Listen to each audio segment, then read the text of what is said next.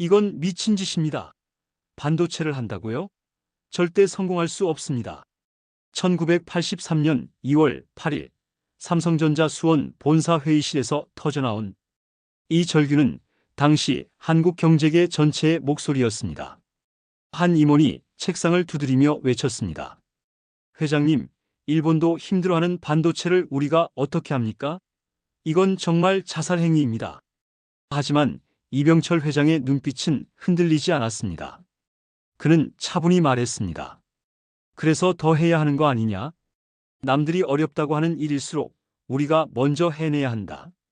그 순간 회의실은 정적에 휩싸였습니다. 아무도 감히 더 이상 반박할 수 없었죠. 바로 그날 대한민국 반도체 신화의 첫 페이지가 열렸습니다. 하지만 그 시작은 전 세계의 조롱과 비웃음으로 가득했습니다. 당시 우리나라 주력 수출품은 가발과 신발 그리고 의류였습니다. 1인당 국민 소득이 2,000달러도 안 되던 개발도상국에서 첨단 반도체를 만들겠다고 나선 것입니다. 미국 월스트리트 저널은 삼성의 반도체 진출 발표를 이렇게 조롱했습니다. 한국이 반도체를 만든다고? 그들은 아직 제대로 된 텔레비전도 못 만드는데 말이야. 일본 니혼 게이자이 신문은 더욱 냉소적이었습니다. 농업국가인 한국이 우리 일본도 어려워하는 반도체 사업에 뛰어든다니 정말 무모한 도전이다. 하지만 이병철 회장은 이미 10년 후, 20년 후의 미래를 내다보고 있었습니다. 1970년대 말부터 그는 반복해서 말했습니다. 앞으로는 정보의 시대가 올 것이다. 그리고 그 정보를 저장하고 처리하는 반도체 없이는 우리나라가 선진국으로 도약할 수 없다. 삼성의 반도체 진출 선언 이후 국내외 언론들의 반응은 싸늘했습니다. 한국일보는 사설에서 무모한 도전이라고 비판했고 조선일보는 삼성이 너무 성급하게 나선 것 아니냐는 우려를 표했습니다. 심지어 삼성 내부에서도 반발이 거셌습니다. 한 상무는 이병철 회장에게 직언했습니다. 회장님, 이 사업은 정말 위험합니다. 자칫하면 삼성 전체가 무너질 수 있습니다. 그러나 이병철 회장의 결심은 흔들리지 않았습니다. 오히려 그는 더 과감한 결정을 내렸습니다. 기술 도입을 위해서라면 어떤 대가라도 치르겠다. 1983년 여름 삼성의 기술진들은 미국으로 날아갔습니다. 목표는 단 하나, 반도체 기술을 구해오는 것이었습니다. 하지만 현실은 냉혹했습니다. 미국의 인텔과 모토로라는 삼성의 기술 도입 요청을 단호히 거절했습니다. 사리, 번노웨이, 우리의 핵심 기술을 경쟁자에게 넘겨줄 수는 없다. IBM 역시 마찬가지였습니다. 한국? 아직 시기상조다. 몇 달간의 협상 끝에 마침내 한 줄기 희망이 보였습니다. 미국의 마이크론 테크놀로지가 경영난에 빠진 것입니다. 삼성은 즉시 협상 테이블에 앉았습니다. 하지만 마이크론의 요구 조건은 가혹했습니다. 기술 이전비로 3억 달러를 지불하라. 그리고 향후 10년간 로열티를 지급해야 한다. 당시 삼성전자 전체 매출액이 겨우 5억 달러 수준이던 때였습니다. 3억 달러는 회사 전체를 걸어야 할 정도의 천문학적 금액이었죠. 삼성 임원진들은 경악했습니다. 이건 너무 과도한 요구입니다. 회사가 망할 수도 있어요. 하지만 이병철 회장은 단호했습니다. 망하면 망하는 거다. 하지만 이 기회를 놓치면 우리는 영영 기회가 없을 것이다. 계약하라. 1984년 초 마침내 기술 도입 계약이 체결되었습니다. 하지만 이것은 시작에 불과했습니다. 미국에서 도착한 기술 자료들은 마치 외계어와 같았습니다. 수천 페이지에 달하는 설계도와 공정 매뉴얼, 그리고 복잡한 화학 공식들. 삼성의 기술진들에게는 너무나 생소하고 어려운 세계였습니다. 김광호 상무를 비롯한 초기 반도체팀 20여 명은 말 그대로 불철주야 연구에 매달렸습니다. 하루 평균 18시간씩 일하는 것은 기본이었고 연구실에서 잠을 자는 날이 더 많았습니다. 그들의 가족들은 남편이 집에 있는 모습을 보기 어려웠다고 훗날 회고했습니다. 처음 몇 달은 정말 절망적이었습니다.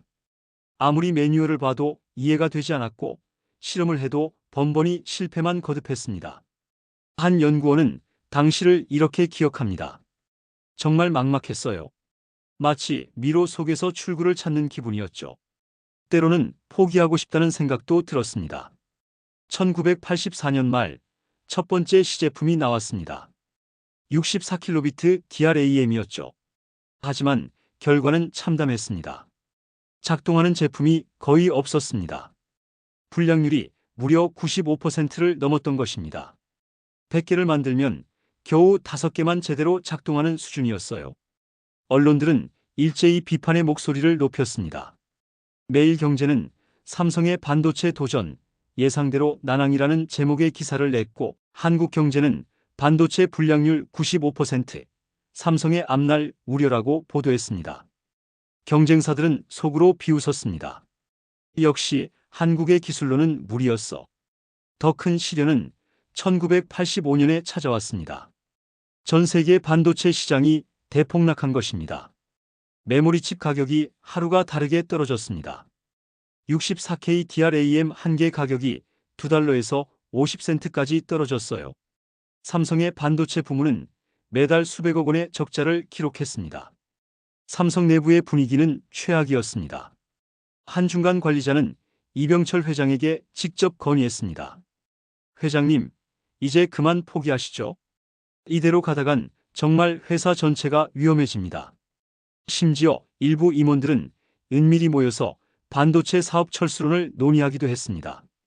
외부의 압박도 거셌습니다. 주요 주주들이 불만을 표출했습니다. 삼성이 반도체에 미쳐서 회사를 망치고 있다. 은행권에서도 우려의 목소리가 나왔습니다. 차라리 그 돈으로 기존 사업이나 키우지 왜 그렇게 무리하냐? 1986년 상황은 더욱 악화되었습니다. 일본의 NEC, 도시바, 히타치 등 거대 기업들이 가격 덤핑을 시작한 것입니다. 그들은 반도체를 거의 원가에 팔아서라도 한국 업체들을 시장에서 밀어내려 했습니다. 일본의 한 전자업계 관계자는 노골적으로 말했습니다. 한국이 반도체 시장에 끼어들 여지는 없다. 우리가 확실히 정리해주겠다. 이병철 회장도 깊은 고민에 빠졌습니다. 지금까지 반도체 사업에 투입된 자금이 이미 1조 원을 넘어섰는데 아직 뚜렷한 성과는 보이지 않았습니다. 매달 적자만 수백억 원씩 쌓여가고 있었어요. 주변에서는 모두 포기하라고 조언했습니다. 그런데 바로 그때 예상치 못한 비극이 찾아왔습니다. 1987년 11월 19일 이병철 회장이 갑작스럽게 세상을 떠난 것입니다. 반도체 사업의 정신적 지주를 잃은 순간이었죠. 많은 사람들이 예상했습니다. 이제 삼성도 반도체 사업을 포기할 것이다. 하지만 아들 이건희의 생각은 달랐습니다. 부친의 장례를 치른 직후 그는 임원진들을 모아놓고 이렇게 말했습니다. 아버님의 유지를 받들어 반도체 사업은 끝까지 해내겠습니다. 설령 삼성의 마지막 한 사람이 남을 때까지라도 말입니다. 이건희 회장의 의지는 오히려 더 강했습니다. 그는 취임 첫 해인 1988년 반도체 부문에 추가로 5천억 원을 투자하겠다고 발표했습니다. 주변의 만류에도 불구하고 말이죠. 지금 포기하면 지금까지의 모든 투자가 물거품이 됩니다. 끝까지 밀어붙여야 합니다. 그의 결단력은 놀라웠습니다. 1988년 하반기 삼성은 또다시 수천억 원을 들여 새로운 생산 라인을 구축했습니다. 이번에는 256kbit DRAM 생산을 목표로 했습니다. 하지만 여전히 적자는 계속되었고 외부의 비판도 거세졌습니다. 미국의 한 경제 전문지는 이렇게 분석했습니다. 삼성의 반도체 도전은 결국 실패로 끝날 것이다. 기술력도 부족하고 자금력도 한계가 있다. 일본 언론들은 더욱 냉소적이었습니다. 한국의 반도체는 그저 꿈일 뿐이다. 그런데 1989년 말 갑작스럽게 반전이 시작되었습니다. 전 세계적으로 개인용 컴퓨터 보급이 급속히 확산되면서 메모리 반도체 수요가 폭발적으로 증가한 것입니다. 더불어 냉전 체제가 해체되면서 동유럽 국가들도 대거 컴퓨터를 도입하기 시작했어요. 갑자기 반도체가 부족해졌습니다. 그동안 과잉 공급으로 바닥을 기던 가격이 하루가 다르게 올랐습니다. 256K DRAM 가격이 $1에서 $3로 다시 $5로 뛰어 올랐습니다. 그리고 바로 이때 삼성의 기술력이 빛을 발하기 시작했습니다. 삼성의 256K DRAM이 마침내 시장에서 인정받기 시작한 것입니다. 불량률도 10% 이하로 떨어졌고 성능도 일본 제품에 뒤지지 않았습니다. 무엇보다 가격 경쟁력이 뛰어났어요. 일본 제품보다 20% 이상 저렴했거든요. 1990년 3월 마침내 기적이 일어났습니다. 삼성 반도체 부문이 창립 이후 처음으로 월간 흑자를 기록한 것입니다. 그것도 월 매출 1천억 원을 넘기며 대박을 터뜨렸어요. 7년 동안 적자만 보던 부문이 갑자기 효자 노릇을 하기 시작했습니다. 이때부터 한국 반도체의 진짜 질주가 시작되었습니다. 1991년 삼성은 1메가비트 DRAM을 세계에서 두 번째로 양산에 성공했습니다. 일본의 NEC보다 단 6개월 늦었을 뿐이었어요. 불과 몇 년 전만 해도 불가능하다고 여겨졌던 일이 현실이 된 것입니다. 일본의 반응은 당황스러운 것이었습니다. NEC의 한 임원은 긴급 기자회견에서 이렇게 말했습니다. 한국의 기술 발전 속도가 예상보다 훨씬 빠르다. 우리도 더욱 노력해야 할 것 같다. 사실상 한국의 기술력을 인정한 셈이었죠. 미국의 반응도 놀라웠습니다. 뉴욕타임스는 코리언 미러컬 인 세미컨덕터라는 제목으로 한국의 성공을 대서특필했습니다. 불가능해 보였던 일을 한국이 해냈다. 이것은 분명 기적이다. 하지만 삼성은 여기서 멈추지 않았습니다. 1992년 4메가비트 DRAM 개발에 성공했고 이번에는 일본을 제치고 세계 최초로 양산에 들어갔습니다. 그리고 그해 말 마침내 꿈에 그리던 순간이 찾아왔습니다. 1992년 12월 삼성전자가 세계 DRAM 시장 점유율 1위를 기록했다는 발표가 나왔습니다. 시장 점유율 27.3%로 일본의 NEC 25.1%를 제치고 당당히 1위에 오른 것입니다. 불과 9년 전만 해도 미친 소리라고 비웃던 그 자리에 당당히 올라선 것이었습니다. 삼성 수원 공장에서는 직원들이 환호성을 질렀습니다. 해냈다. 정말 해냈어. 어떤 연구원은 눈물을 흘리며 말했습니다. 몇 번이나 포기하고 싶었는데 정말 꿈 같아요. 이건희 회장은 전 직원에게 보낸 메시지에서 이렇게 말했습니다. 오늘은 삼성의 역사에서 가장 자랑스러운 날입니다. 하지만 이것은 끝이 아니라 새로운 시작입니다. 우리는 더 높이 올라갈 것입니다. 이때부터 한국 반도체의 진짜 신화가 시작되었습니다. 삼성뿐만 아니라 LG 반도체현, SK 하이닉스, 현대전자도 반도체 시장에 뛰어들었습니다. 한국은 명실상부한 메모리 반도체 강국이 되었어요. 1990년대 중반 윈도우 95가 출시되면서 개인용 컴퓨터 시장이 폭발적으로 성장했습니다. 이때 한국 반도체 업체들은 물 만난 고기처럼 성장했습니다. 삼성의 연매출은 10조 원을 넘어섰고 반도체는 한국 최대 수출 품목이 되었습니다. 2000년대에 들어서는 더욱 놀라운 일들이 벌어졌습니다. 휴대폰이 대중화되면서 플래시 메모리 시장이 열렸고 한국 기업들은 이 시장도 석권했습니다. 특히 삼성의 낸드 플래시는 세계 시장의 40%를 점유하며 독보적인 지위를 차지했습니다. 2007년 아이폰이 출시되면서 스마트폰 시대가 열렸습니다. 그리고 그 아이폰에 들어간 메모리 칩의 상당 부분이 바로 한국에서 만든 것이었습니다. 스티브 잡스조차 삼성의 기술력을 인정할 수밖에 없었죠. 오늘날 삼성전자는 세계 메모리 반도체 시장의 43%를 점유하며 압도적인 1위를 지키고 있습니다. SK 하이닉스도 세계 2위의 자리를 굳건히 하고 있어요.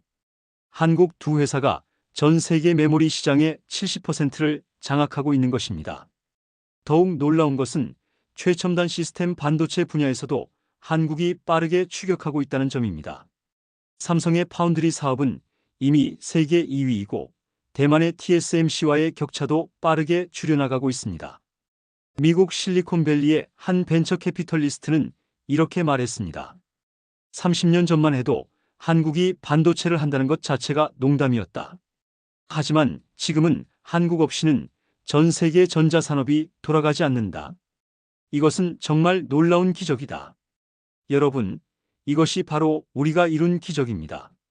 아무것도 없던 나라에서 시작해서 세계 최고의 기술력을 인정받기까지, 그 과정에서 수많은 사람들이 피와 땀을 흘렸고 불가능해 보이는 꿈을 현실로 만들어냈습니다. 1983년 그 회의실에서 미친 짓이라고 비웃던 사람들이 있었다면 지금 뭐라고 말할까요? 아마도 이렇게 말하겠죠. 정말 미쳤기 때문에 가능했구나. 오늘날 한국의 반도체는 단순히 경제적 가치를 넘어서 우리나라의 자존심이자 미래입니다.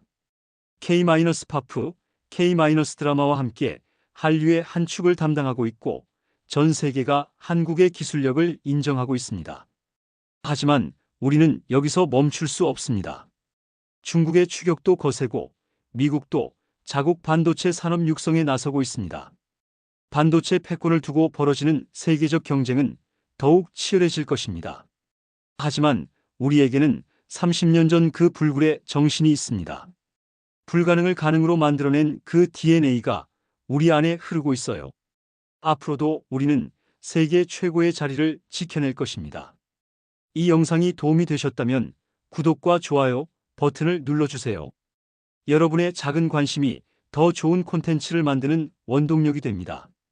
그리고 여러분은 그 시절 반도체 도전을 어떻게 기억하시나요? 혹시 그때 반도체 관련 일을 하셨거나 주변에서 목격한 에피소드가 있다면 댓글로 함께 나눠주세요. 여러분의 생생한 기억들이 우리 모두에게 소중한 역사가 될 것입니다.